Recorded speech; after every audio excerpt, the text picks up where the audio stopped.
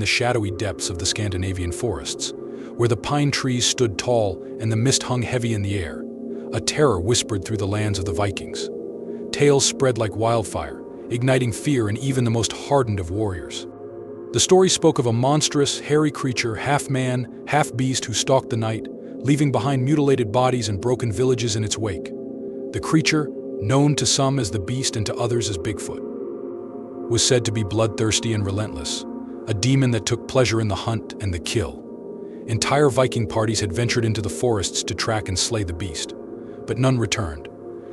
The warriors of the North, known for their ferocity and bravery, found themselves powerless against this dark force. The mutilated remains of their kin, half-eaten and discarded like refuse, were all that remained of those who sought to challenge the creature.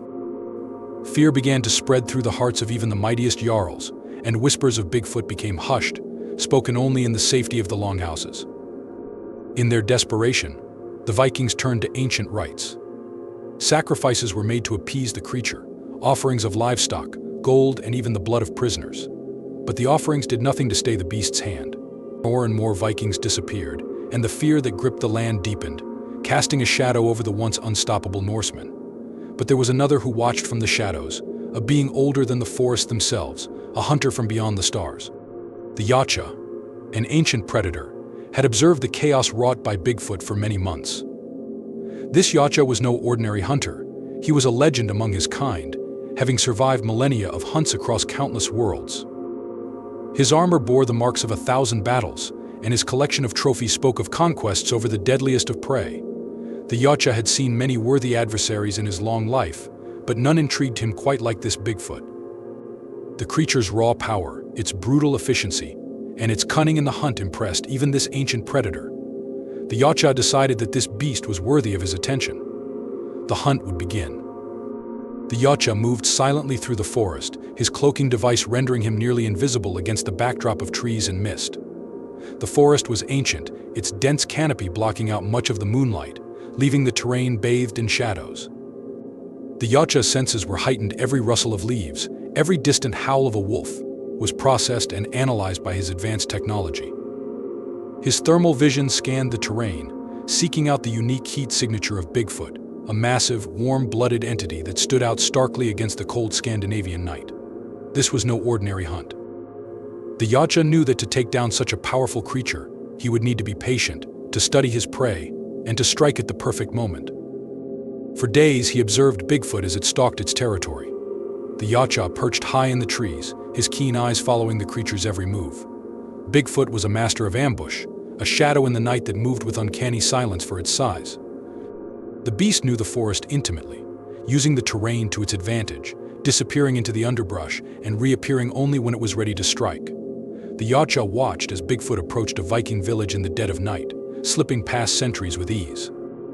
With terrifying speed, the beast descended upon the settlement, tearing through wooden walls and snatching its prey with brutal efficiency.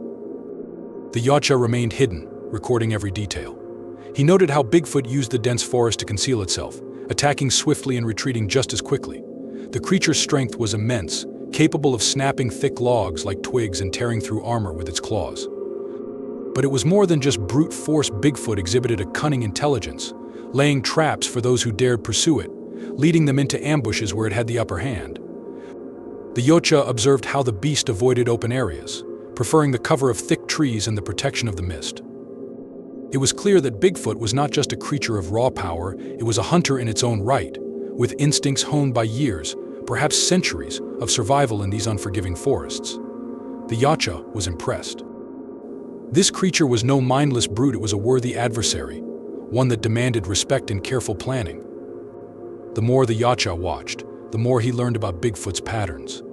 The beast had a routine of sorts: territories it patrolled, areas it hunted, and moments when it seemed to rest. But even in its rest, the creature was alert, its senses sharp. The Yacha knew he would have to find the perfect moment to strike, a moment when Bigfoot's guard was down, even if just for an instant. But the Yacha was not just a patient observer, he was a master tactician. As he studied Bigfoot, he also began to set the stage for their confrontation. He mapped out the forest in his mind, identifying key locations, narrow passages, cliffs, and clearings where he could gain the advantage. He set traps of his own, subtle and nearly invisible, designed to corral the beast into a location of his choosing. The Yautja's technology was advanced, but he knew that relying solely on it would be a mistake. Bigfoot was a creature of nature, and nature had its own way of countering technology. Instead, the Yautja would blend his tools with the environment, using the forest as both his weapon and his shield. His wrist blades, honed to a razor's edge, would be his primary tools of combat. They were silent, deadly, and perfect for the close-quarters battle he anticipated. He also armed himself with a net gun, designed to ensnare and immobilize even the strongest of prey. The net's fibers were reinforced with energy fields, making them nearly unbreakable. Finally, he prepared his iconic plasma caster, a weapon of last resort, for when the situation demanded ranged attacks. The time for observation was over. The Yautja had learned all he could, and the moment had come to engage his prey. This battle would be one for the ages, a clash of titans, with only one emerging victorious. The Yautja's blood boiled with anticipation, his every instinct sharpened to a fine edge. He knew that Bigfoot would not go down easily, but that was the thrill of the hunt.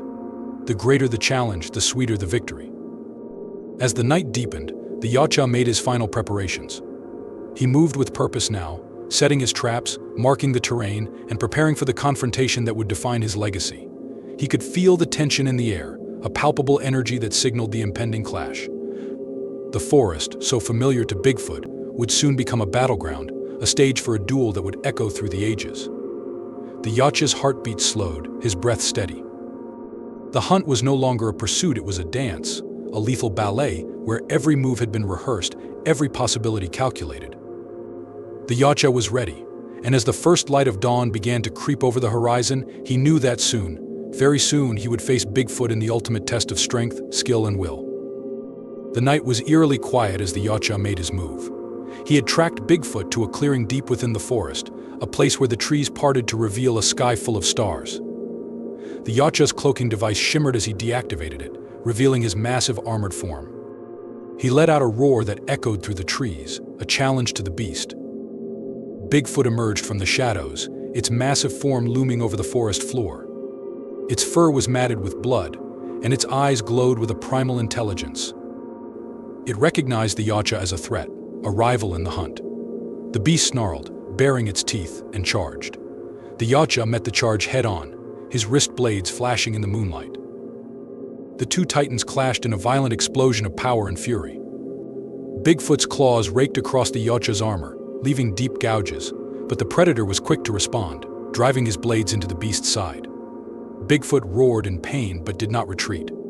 It was a battle to the death. The Vikings, who had been tracking Bigfoot themselves, arrived at the edge of the clearing just in time to witness the epic battle. They watched in awe as the two creatures fought, their strength and ferocity unmatched by anything the Vikings had ever seen. This was a fight beyond their comprehension, a duel between gods and demons. The battle raged on, with neither side giving an inch. The Yautja's superior technology allowed him to gain the upper hand, using his net gun to ensnare Bigfoot and his plasma caster to deliver devastating blows. But the beast was relentless, breaking free of the net and closing the distance, slashing at the Yautja with renewed fury. It was a test of endurance, but the Yautja had been hunting for millennia, and his experience proved to be the deciding factor. With a final mighty effort, the Yautja drove his wrist blades deep into Bigfoot's chest, piercing its heart. The beast let out one last, earth-shattering roar before collapsing to the ground, dead. The Vikings, who had been mere spectators to this godlike battle, fell to their knees in reverence and fear. They had witnessed the death of the creature that had haunted their nightmares, but they also knew that the Yautja was no ordinary being. He was a warrior from another world, a protector sent by the gods themselves. The Yautja stood over the fallen Bigfoot, his breath coming in ragged gasps. The battle had been fierce, but he had emerged victorious. As was his tradition, he claimed his trophy, removing the beast's massive skull with surgical precision. This would be a prize unlike any other, a symbol of his triumph over one of the deadliest creatures he had ever encountered. As the Yautja turned to leave, the Vikings approached him cautiously. They did not know what to make of this otherworldly being, but they knew one thing: he had rid them of the terror that had plagued their lands. The Yautja, recognizing their reverence, acknowledged them with a nod before activating his cloaking device and disappearing into the night. The Vikings returned to their villages, carrying the tale of the battle with them. They spoke of the great hunter, who had descended from the stars to save them from Bigfoot, and they honored him in their own way. Statues were erected in his likeness, and the Yacha became a figure of legend among the Norse people, a guardian who had protected them in their time of need.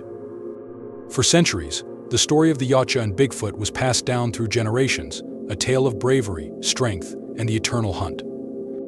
And in the deepest, darkest parts of the Scandinavian forests, the Yacha's victory was immortalized in stone, a reminder that even the most fearsome of beasts can be brought low by a true warrior. The Yacha, meanwhile, returned to the stars, his trophy in hand, ready to face whatever new challenges awaited him. But the battle in the Scandinavian forests would remain one of his greatest hunts, a moment when two worlds collided, and the strongest emerged victorious. And so the legend lived on, a story of the clash between Bigfoot and the Yacha, a tale of titans that would echo through the ages.